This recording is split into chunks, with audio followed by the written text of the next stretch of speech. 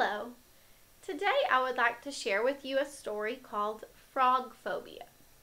This story describes an event in my childhood that still sticks with me to this day.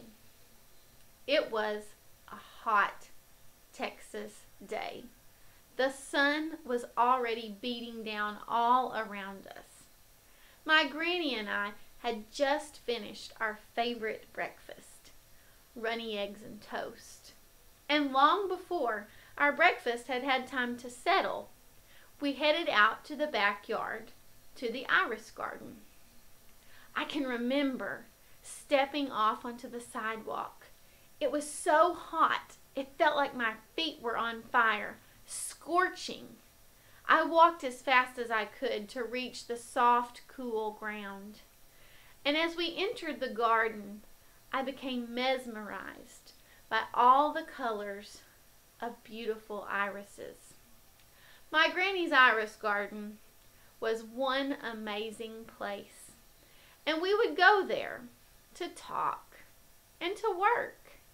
And as we talked and as we worked, we laughed and we had a good time. Well, this day in particular, there weren't many weeds that needed tending to. So as we headed to a shady spot, my granny noticed a small wooden cross, and it had a lot of weeds around it. We stopped, and I began to think of lots of questions in my mind. To hear my family say it, I could always think of a question, or even 10. So I began asking my granny questions about that cross. Whose cross is that? And why is that cross here? How long has it been here? I could tell that my granny was beginning to become irritated with me, but I wanted to know.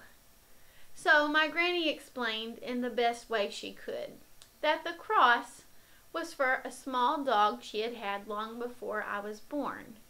Nina was my grandma's teacup poodle, and Nina had died. The cross was there so my granny could remember Nina. Well, the fun day in the garden had quickly turned into a serious discussion of death, and I began to become afraid that my granny might be getting a little sad. So I did all I knew to do. I zipped my zipper shut, and I didn't say another word. As we stood there, we pulled weeds around that old wooden cross, and I am telling you what, it was so quiet you could have heard a bird chirp. The birds in the distance seemed so loud to me. My heart was beginning to pound faster because I was afraid that I had upset my granny. So I weeded and weeded and weeded, and I thought that if I would work harder, it would make the time pass. As I was weeding and thinking about Nina and how she had died, I had a serious thought in my mind. And all of a sudden, a giant frog leaped out of nowhere. It took me by such surprise, I screamed, "Nina is back!" And I jumped on my granny's back. Now, I am not quite sure who laughed or cried first, but my granny and I both ended up laughing so hard that we cried that day. My heart was pounding so fast as my granny explained that Nina had not returned from the dead. It was just a frog.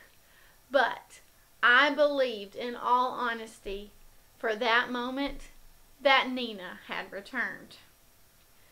Although the weed picking was done for the day, that was for sure, my granny and I were getting ready to head inside for a snack and some sweet tea. And as we walked back to the house, hand in hand, we picked a few of those beautiful irises, and we placed them on the ground near the wooden cross. This story is still told in my family today. And now, as people tell the story, they often giggle about my frog phobia. But even to this day, when I see a frog, I think about that time when I earned my fear of frogs, and I will take off running at the sight of one. I hope you enjoyed my story, Frog Phobia, and come back next time for more stories from my past.